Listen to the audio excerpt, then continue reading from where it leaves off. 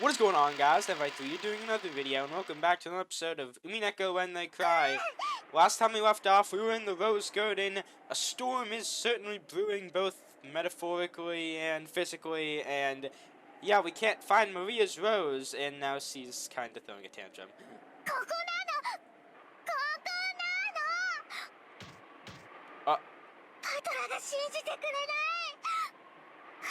Oh, I thought she was hitting Battler. その言うのをやめなさいって何度言ったらわかるの。 Okay, she's pissed. ママも探してあげるから静かにしなさい。 I never seen Aunt Rosa be anything other than kind and gentle, so her anger surprised me a bit. Aunt Rosa began searching as well, so we went along with her for the time being, but we were already more than sure that it wasn't around here. So it didn't take long for Aunt Rosa to realize that too.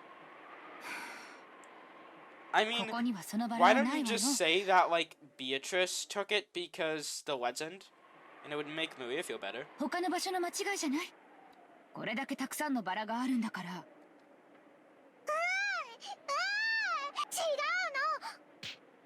の。ここにあるの。ママも信じてくれない。Okay, I thought she hit Maria for a second. I was about to say, jeez. ちゃんと信じて探してるでしょ。でもないじゃない。でもここなの。ここにあるのにないの。じゃあ誰かが抜いちゃったんでしょ。とにかくその言うのやめなさい。Why, it's awesome. Goes back to saying it immediately.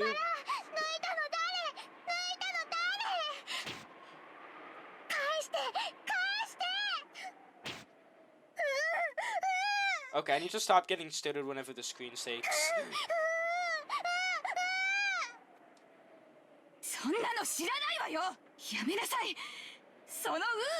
Okay, why is she mad all of a sudden? Aunt Rosa slapped okay, finally, I was gonna say, all those hitting noises that sounded like something like that was gonna happen. In that instant, Maria was shocked into silence. Of course, it was only for an instant. When Maria realized that her wish was being rejected, she started yelling even louder.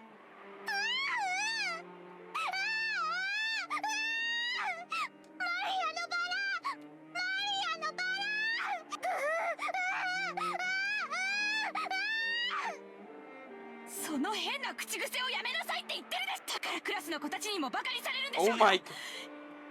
Jeez. Once again, her palm slapped Maria's cheek. This time she didn't go silent. She choked as she started crying and began to growl in an increasingly loud voice. Aunt Rosa was clearly irritated and lifted her hand once more to try to shut her daughter up. Rosa おばさん、まあまあ、小さい子供のことですし、そんなマジになんなくても。I tried to cut it with a bitter smile, rubbing my hands together, but Aunt Rosa glared at me with a serious face, and I realized that I should have stayed out of this. ごめんね。バトラ君たちはちょっとお部屋に戻っててくれる？おばさんはマリアとちょっと話があるの。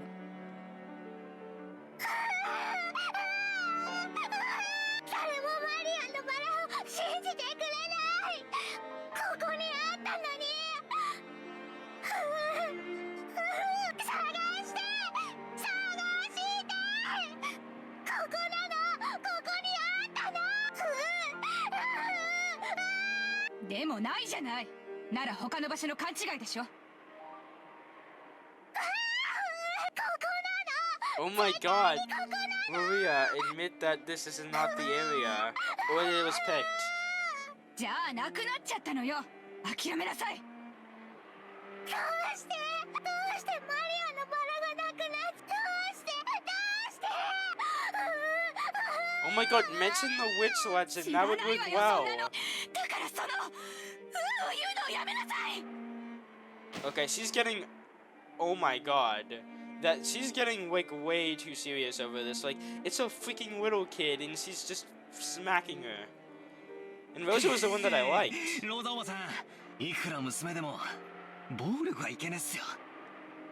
I stepped between them to protect Maria, who was still on the ground crying ooh. I knew that as an outsider, problems between parent and child were none of my business, but I wasn't brought up to just silently observe something like this. バトラ君は変に思わないの？あなたの学校にうなってる女の子なんている？いや、まあさすがに高校には。でも小学生ならそういう言うのも可愛いじゃないですか。可愛い？言うのが可愛い？可愛いって？ Okay, yeah, no, she's pissed. My careless words seem to have earned me Aunt Rosa's wrath. She grabbed my collar with a terrifying expression. バカ言ってんじゃないわよ。マリアがいくつか知ってる？9歳よ。小学4年生なのよ。 Oh, she's 9? 幼稚 I 園 thought 児 you じ were ゃないの 6. よ。それなのにまだクラスで言ってるのよ。わかる？この子クラスでなんて言っていじめられてるか知ってるの？この変な口癖のせいで未だに友達の一人もいないのよ。無責任にマリアのこと可愛いとか言って現実から目をそらさないで。この子の将来のことをもっともっと真剣に考えて。 Okay, I know, I officially do not like Rose anymore. Rosa. Rose.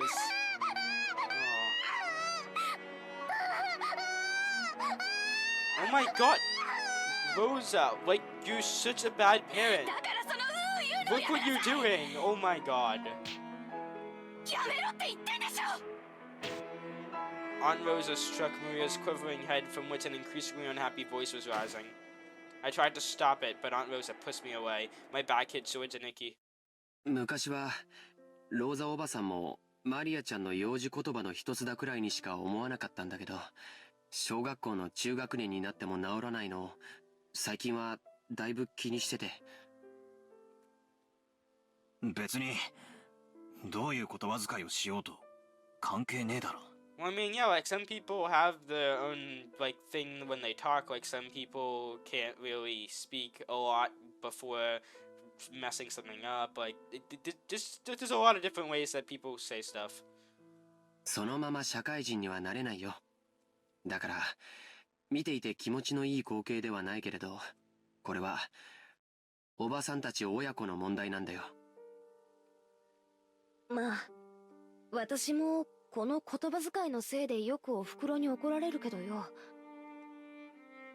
When I put it that way, maybe even a scene as painful as this isn't something an outsider like me should butt in on. バトラ君だって小さい頃悪い癖が治らなくて怒られたことがあったんじゃないかい？まあ一つや二つは。授業参観の日に人前でずっと怒られてた時は恥ずかしくてたまらなかったぜ。じゃあ今のマリアちゃんたちの気持ちはわかるよね。僕たちに George, ここに she いてほ just しいとは slapped her 思わ child ないん in じゃ the ないかな。 face, like, at least 3 times. ジェシカちゃんにもわかるよね。怒られてるところを誰かに見られてえとは思わない。 This isn't scolding, this is abuse. 行こう。ゲストハウスへ戻ろう。 Oh my そ god, して someone hasn't read Tadwagasian. 何事もなかったかのように迎えてあげようよ。それが一番じゃないかい。 We thought George and Nikki's point was probably a reasonable one, and we may have been eager to use that reasonable sounding argument as a justification to retreat from this hurt-rendering scene. Jessica and I nodded at George and Nikki and we all left. We called towards Maria, telling her that we're going to head to the guest house, but she didn't seem to hear, and we sort of felt guilty and shameless after saying it. それなら好きなだけ一人で探しなさい。ママは知りません。探す。マリアが一人で探す。ママが知らなくても探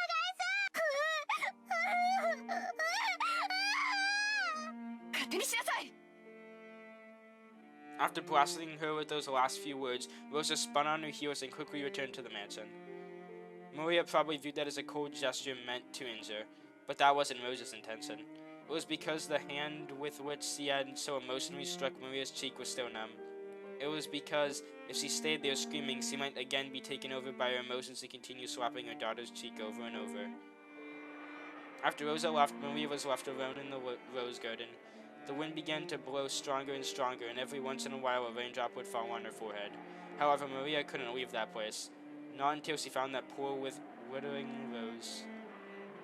Wiltering. It definitely had been there.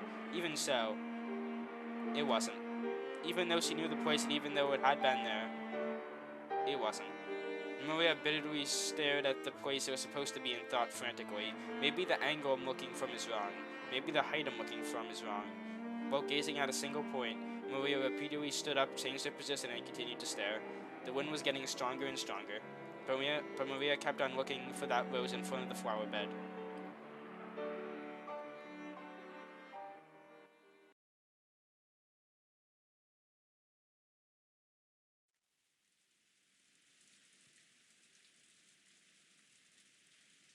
Kinzo noticed the sound of the raindrops beating on the window.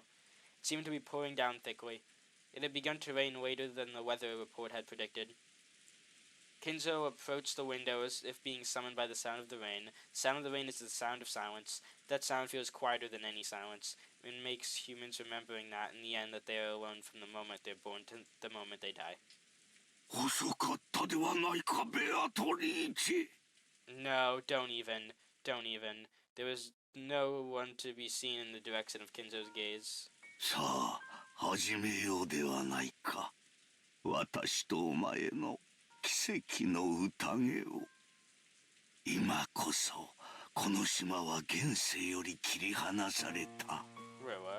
もう誰も私の儀式の邪魔をすることはできぬ。お前にふさわしい生贄は十分にあるぞ。息子たちが4人、その伴侶が3人、孫たちが4人、私に客に使用人たち。Jeez. どれでも好きなだけ食らうがいい。運命の鍵は悪魔のルーレットに従い生贄を選ぶであろう。そのルーレットが私を選ぶならば、私すらもお前の生贄となろう。だからこそなのだ。それだけの狂気をかけるからこそ。私は必ずや偉大な奇跡を起こすだろう。さあ、好きなだけ食らうがいい。私はそのルーレットに打ち勝つだろう。さあ、すべてを落とすぞ。まずは後ろ宮家の家督を返そう。受け取るがいい。Okay, that's a little suspicious. Kinzo tore the window up and ripped a golden ring off his finger and forcefully threw it away. Is he like actually gonna summon a witch and is gonna kill people for sacrifices? Wait, hold up. The thing, the epitaph, it said that it needed 6 sacrifices, and then it would sacrifice over the next couple of days, I think. Okay, there was 1, 2, 3. It requires like 14 sacrifices. I think that's what he's talking about, and he wants to be one of the 4 survivors. At least I think. 'Cause is there 18 people on this island? Hold up. No. 4, 5, 6, 7, 8, 9, 10, 11, 12, 13, 14, 15, 16, 17. Yep, 18. そしてお前がよみがえった時、そこにいるのは私であるだろう。私が最後まで生き残り、お前の目覚めを見守るだろう。さあ来たれ、ベアトリーチェ。ようこそ我が宴。私が生み出したすべてと引き換えに、私にもう一度だけ奇跡を見せておくれ。おー、ベアトリーチェ。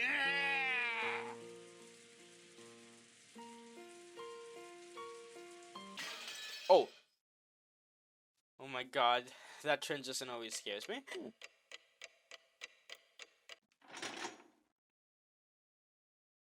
Okay, I definitely think he's gonna summon a witch. I mean, they wouldn't call it Rondo of the Witch and Reasoning if there wasn't actually witches in it. Who am I playing as?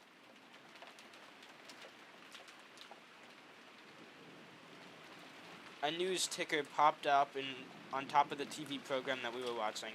The disaster report told how municipalities, I can't pronounce that, over were continually sending out rain, flood, and wave warnings. Of course, the raindrops beating Herser on the window were even more convincing. すっげえ不利だな。でもこれだけ盛大だとすぐにやみそうな気もするけどな。そりゃ雨ぜ。台風の速度が遅いそうだから、下手すりゃ明日も丸一日こんな調子らしいぜ。ちょっとの天気でも船は欠航するもんだしよ。やっぱり日曜日のうちには引き上げられないか。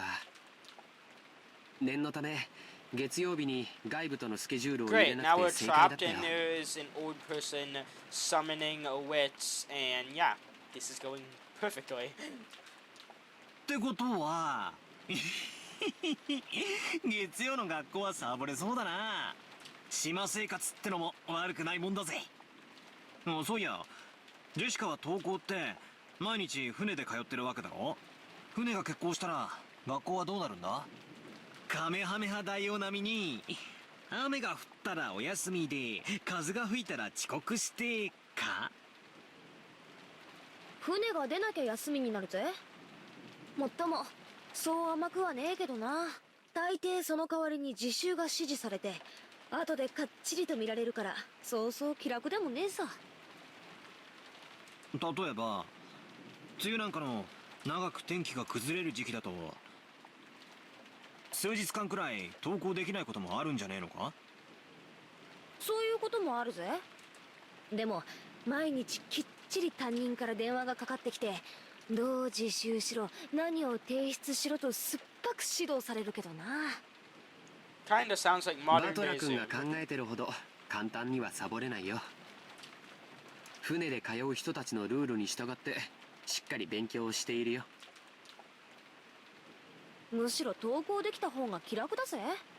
自分の部屋じゃ気が散るし集中もできねえしな。Oh, me too.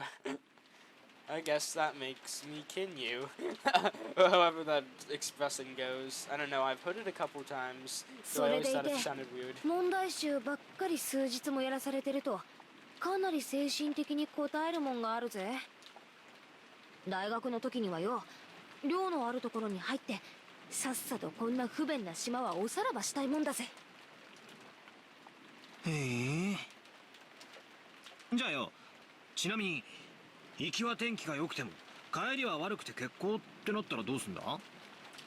学校に泊まるのか。そういうのはよくあることだぜ。だから帰島できない人用の宿泊所があってよ。Onto the island they went. Hold up, is your school like literally just taking people off of islands? Because if so, that's a little weird. そこに寝泊まりするんだよ。下手すりゃ数日間家に帰れないこともあったりするぜ。乗車率が 200% を超えるような満員電車で毎日通勤通学しなければならない人から見てみると、船の通学なんて趣があって良さそうだななんて、やっぱりいろいろと苦労があるんだね。よく無神経な観光客がそういうこと言ってるぜ。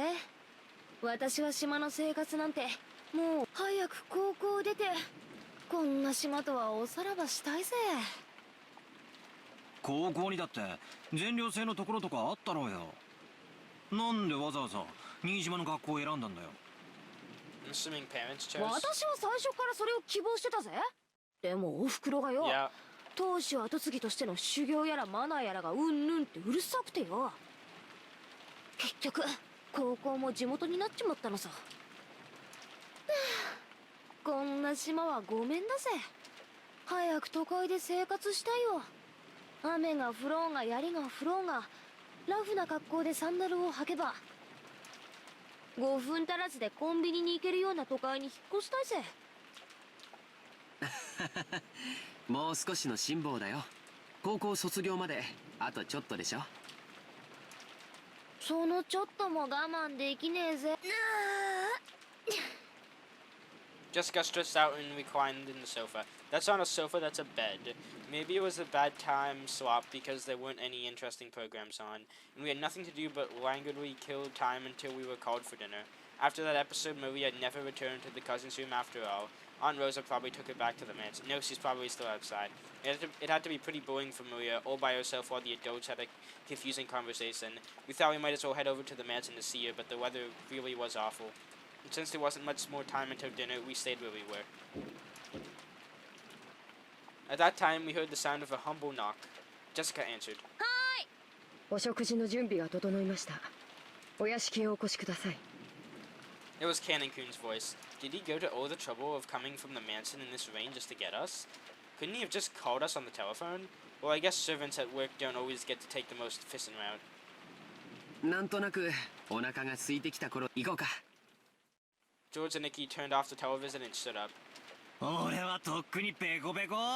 Playing this right now, I'm also very 本 hungry. 家の晩餐は毎回凝ってるしな。それにゴーダさん、子牛のステーキとか言ってなかったっけ？ Do not start talking about steak. I'm gonna get so hungry if you do. たまらねえぜ。親族会議の日は特に豪華になるしな。私だって楽しみだぜ。行こう行こ As he left the room, Canon-kun bowed slightly and respectfully. う。じゃあ行こうぜ。外の振りはだいぶひどいだろう。はい。お召し物を濡らさぬよう十分ご注意ください。 After seeing the three of us out, Canon-kun peered into the empty room. マリア様はいらっしゃいませんか？一緒じゃないぜ。ローザおばさんと一緒じゃないのかよ。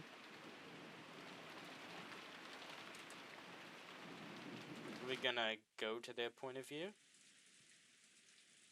Rosa was lying on the sofa in the empty parlor, having fallen asleep before she knew it. She was bearing a burden that the children couldn't even imagine. That's why she only needed to let her go down a little before the weariness immediately dragged her into the world of sleep. Realizing this, Genji brought a blanket over to her. When she tried to spread it over her, her eyes snapped open as though she'd been shocked with electricity.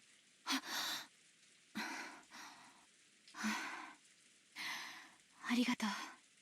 源氏さんなのね。 When she realized that the thing that had touched her was just a blanket and that Genji had been considerably giving it to her, she let out a sigh of relief. 起こしてしまいましたか。失礼いたしました。いえ、いいの。寝るつもりじゃなかったから。今は何時なの？ When he'd asked for the time, Genji checked the pocket watch that he took out of his chest pocket. 6時を少し過ぎたところです。 Rosa gave her head a little shake when she realized that not much time had actually passed, even though it felt like she'd slept for ages.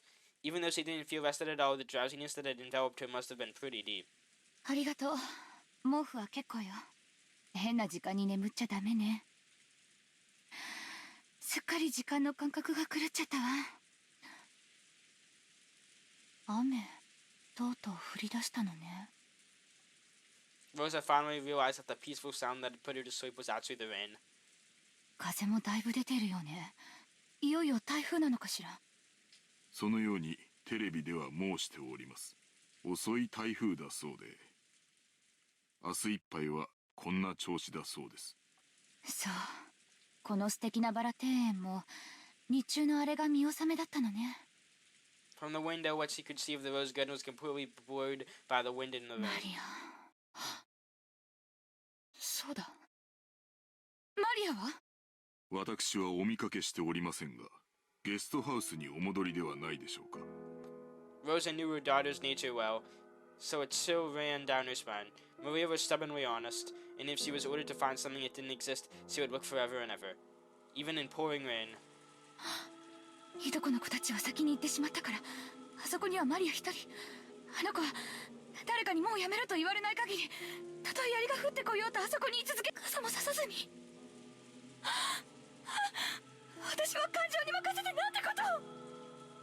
Even though she'd known about Maria's simple honesty better than anyone, she'd once again lost control of her emotions and done something terrible. Rosa pushed Genji away and ran down the hall.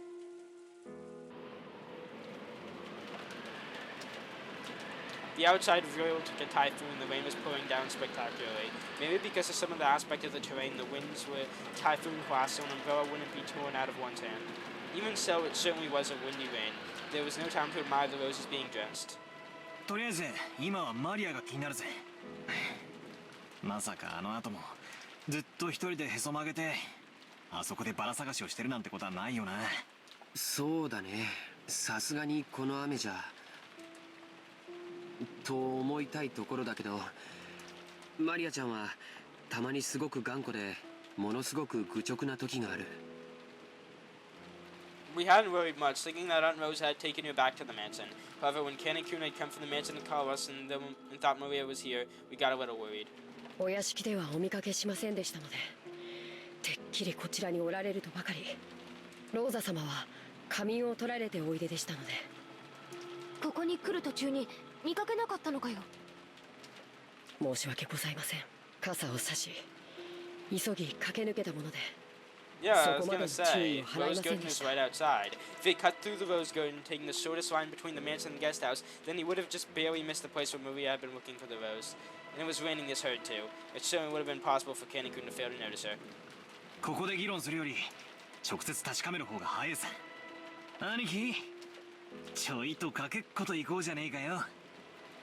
6年成長したから僕に勝てるつもりかい？よし、決着をつけようじゃないか。行こう。 George and Nikki and I flew out into the rain. Jessica and Kanekun followed us.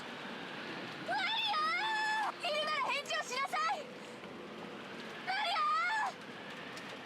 アー！ローザおばさんだ。おばさん。 When George and Nikki called back, Aunt Rosa jumped at him and grabbed onto him. マリアはどこ？ジョージ君たちと一緒じゃないの？いえ、僕たちはあの後マリアちゃんには出会ってません。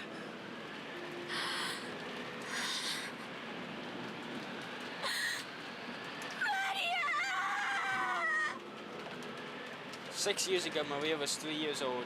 She was cute and a pure kid who would accept whatever anyone said. But 6 years had passed since then. She was 9 now, and experiencing the ups and downs of life should have taught her something. But Maria, are you telling me you're still innocent and pure as you used to be? マリア As I circled the rosebed, something white unexpectedly turned to face me. It was a white umbrella. Maria was crouching down, holding a white umbrella and still searching for that rose. Her face, which had turned bright red from her crying her eyes out, was dirtied with water and mud. It was a truly pitiful sight. お前まだ探してたのか。見つからない。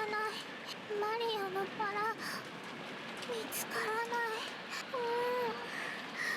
い。Maria had probably been here since the rain started pouring down. Oh my god, her shoulders were freezing. She looked tired to the bone, but fortunately, since she was holding an umbrella, she wasn't completely soaked. The umbrella probably came from the handbag. Yeah, no, that's handy, thank goodness. Seriously, thank goodness. バトラ君、よかった。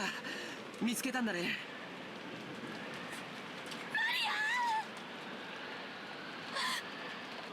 ごめんなさい。本当に。 Aunt Rosa threw her umbrella aside and hugged Maria. At least she apologized for, like, smacking her own child. Even if there is a speech issue that isn't good. マリアのバラがない。後でママも一緒に探してあげるからね。だから今日はお預けにしなさい。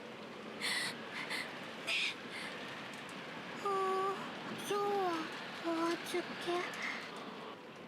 It looked like Maria wasn't able to accept it, but she had no longer had enough energy left to resist. Jessica and Kanekun caught up with us. すぐにお屋敷でタオルの用意をさせましょう。マリア、ずっとここにいたのか。ごめんね。本当に悪いままで。ごめんね。ローザおばさん、とりあえずお屋敷に行きましょう。 Okay, I still like このまま Rosa. じゃマリアちゃん風邪を At ひい least ちゃ she's う。 apologized. そうね。マリア、行きましょう。ちゃんときれいにしないとおじい様に怒られちゃうわよ。お腹すいた。もう食事の時間だぜ。マリアはよく頑張ったよ。天気が良くなったら私たちも一緒に探してやるから。 We couldn't stay in the rain forever. We took Maria with us as we head back to the mansion. Maria apparently wasn't all worn out as we thought.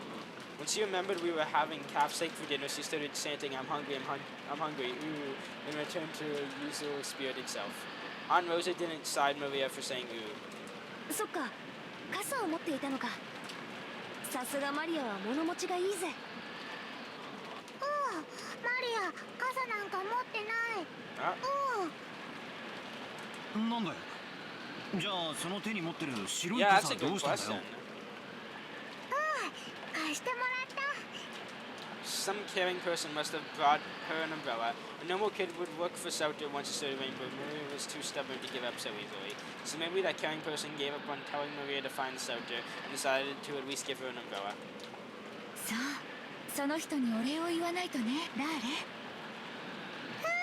ベアトリーチェ。Okay, I skipped past that. I thought that was... I noticed who it was, but oh my god. Rosa took a deep breath and asked again, trying to do so in a way that wouldn't damage Maria's good mood. そう、よかったわね。それで誰なの？傘を持ってきてくれた人は。ベアトリーチェ。Maria immediately realized that her mother didn't believe her and started crying about unhappily. So Rosa stopped pursuing the subject.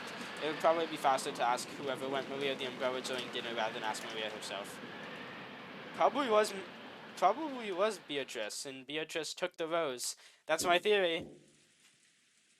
お父さん、せめて晩餐にだけは出席してください。これでは親族会議になりません。Along with the dull pounding on the door, the sound of Krause's entreaty could be heard. However, that voice seemed to be resigned to the fact that nothing it said would be heard. 金蔵さん、せめて夕食くらいは出んかね。あんたの顔を見ようと息子さんたちが集まってきてるんじゃないか。黙れ南條、ビショップが聞かぬか。言って足りぬ。Apparently, Kinzo was completely focused on the final battle of his long-lasting chess match with Nanzo. Kinzo's brow was wrinkled as he continued to glare at the game board through his spectacles. Krause's voice didn't reach his ears. 金蔵さん、私も腹が減った。下に降りて食事をせんか。ならばお前だけで行くといい。私はもうしばらくこの一手を吟味させてもらうぞ。今夜で決着をつけてやる。さもなくばお前との決着は金輪際つけられそうにないからな。Okay, yeah, no. Something definitely sinister is happening. Nanzo rose from his seat, hoping that this would prompt Kinzo to do the same, but Kinzo's eyes never left the chessboard. He knew that Kinzo always displayed a blind concentration when it came to chess, but he'd never seen Kinzo concentrate as hard as this. It was almost as though Kinzo was telling the truth, and there would be another chance for them to continue their contest if they didn't finish tonight. It seemed that no matter how obstinately he called out to Kinzo, it wouldn't reach the latter's heart. Nanzo gave up and headed to the door that Krause was still banging on. It's the sound effect! The door of the study opened. Krause was taken aback, thinking that maybe Kinzo actually was coming out. However, Nanzo was the one who appeared, and Krause let out a sigh of relief. 南條先生、親 Wait, 父殿は relief? お役に立てなくて申し訳ございませんな。今や金蔵さんの世界はこの部屋だけです。Nanzo shook his head with a completely defeated expression. Krause raised his fist once more and banged on the door, shouting, お父さん、聞こえますか。私たちは下へおりますが、気が向かれたらいつでもおいでください。息子兄弟一同、ずっとお待ちしておりますよ。His voice was very loud, and he was making a racket pounding on the door. There was no way it wouldn't reach Kinzo's ears.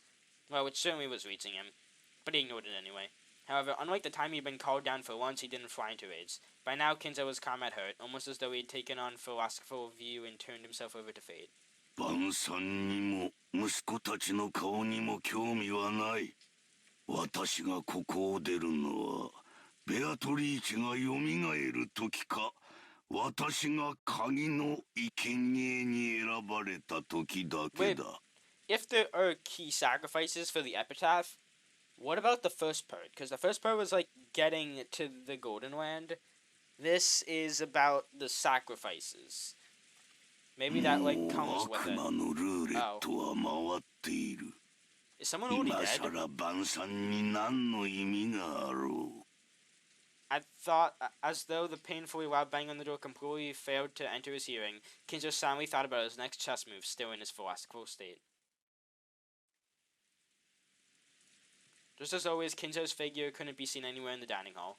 Kraus, wearing a bitter smile, returned with Nanzo. 親父殿は相変わらずご気分が優れられないそうだ。年に一度の親族が集まるこの機会に同席できない That's not こ what he said at とを all. 非常に残念がられておられた。 Eva and Rudolf sniggered.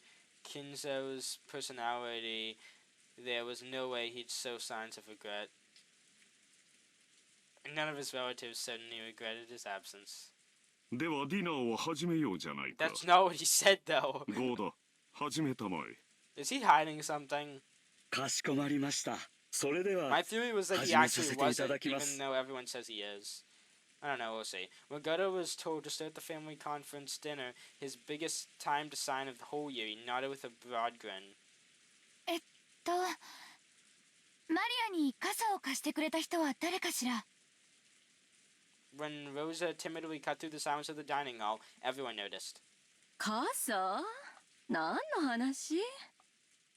さっきマリアがバラ庭園にいた時に雨が降り出して誰かに白い傘を借りたみたいなんだけど、お礼が言いたくて。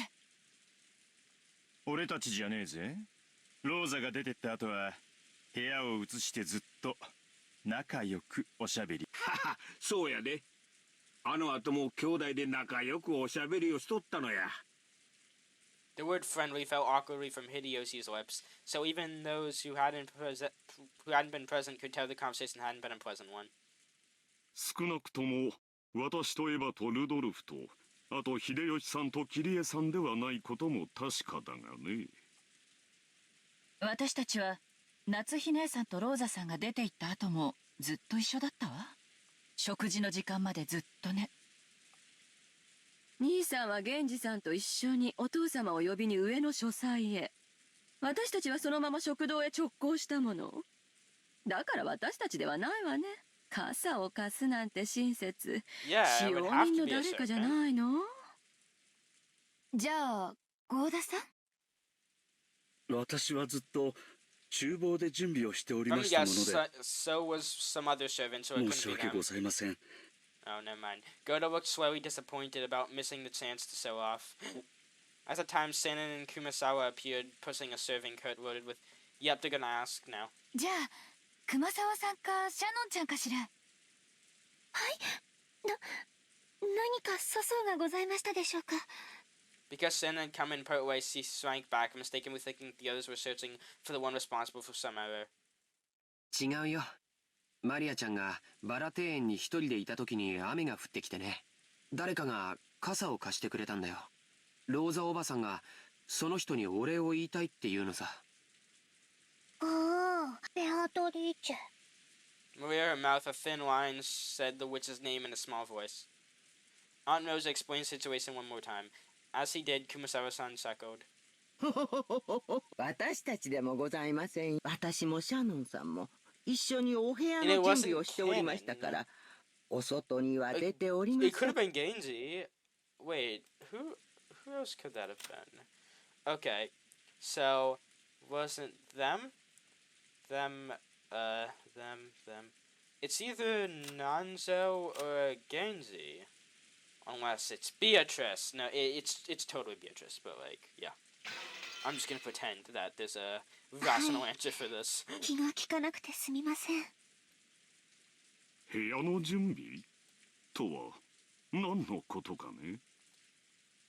この雨ですから、客人の皆さんがゲストハウスにお帰りになられるのも大変かと思って、使用人たちに屋敷内の客室の準備をするように命じたのです。あら、気が利くじゃない。そうね、この雨の中表に追い出すのは失礼だものね。もう予算か。はい。奥様からそのようにご指示を受けまして、私と熊沢さんとカノン君の3人で準備をしておりました。そしてご夕食の時間になり、源氏様からゲストハウスのお子様方をお呼びするようご指示をいただいたため。ええ。ですからカノンさんがゲストハウスに行かれる時にマリアさんを見つけて傘をお渡ししたのではありませんか？ほー、違う。 The person who had actually received the umbrella denied it. Rosa was troubled. All she wanted to do was give a word of thanks to the person who had lent the umbrella, but she couldn't find them. And she thought asking like this with everyone gathered for dinner would work. Yeah, no, the problem is you're doing it in front of the person that you like want to avoid doing in front of. じゃあ夏日姉さん。ごめんなさい。私は皆さんとの仲良くの語らいの Friendly 後、 chat. Ah, 頭 yes, 痛 that がひ was ど a かった very ので friendly chat. 自分の部屋で休んでいました。ですから表へは出ていません。なら誰なの？ジョージ君たち？なわけないわよね。いえ、僕たちじゃありません。僕たちはずっとゲストハウスでテレビを見てました。むしろ私たちはマリアはおばさんと一緒に屋敷に行ったとばかり。そこへカノン君が来て、マリアは一緒じゃないのかと聞いたんで、初めて屋敷にはいないのかって分かったんだよ。第一俺だったら傘を貸すより先に手引っ張って屋根の下に連れて行くぜ。 Rosa was completely baffled. One by one, the relatives and the servants denied that they had done it, even though it really wasn't something anyone would need to hide. So by process of elimination, the number of remaining candidates wasn't words. もちろん私でもあります。雨が降り始めてすぐの頃、金蔵さんの部屋を訪ねて、ついさっきまで一緒にチェスをしておりました。ということはおじい様でもないよね。なんだなんだ、妙な話になってきたぜ。あと残るのは誰だ？じゃあ誰？源氏さん？ちょっと待って。別に私は何かの犯人探しをしてるんじゃないのよ。雨の中のマリアに傘を差し伸べてくれた人に母として That's お a 礼が言い weird たい thing だ to けなの。 say. Giving an umbrella to a girl watering in the rain was some loitering in the rain was something to be praised, not hidden. Despite that, no one raised their hand. Why not? Everyone started whispering about how strange this was getting. 落ち着けよローザ。傘を借りた本人に聞けばいいじゃねえか。 That's what everyone had been thinking since the beginning. They were all scratching their heads as why she didn't just ask Maria who had been given the umbrella. However, Rosa bit her lower lip. After all, she already knew how Maria would answer her fast. どうりや、ルドルフ君の言う通りやないか。マリアちゃん、おじさんに教えてえな。マリアちゃんに傘を貸してくれたのは誰や？ The dining hall was wrapped in silence for an instant, but it was soon interrupted by a burst of laughter. That's so mean to do in front of, like, なるほど。 everyone. 森の魔女ベアトリーチェが不憫に思って傘を貸してくれたか。いい話じゃないかね。ローザ、そういうことだ。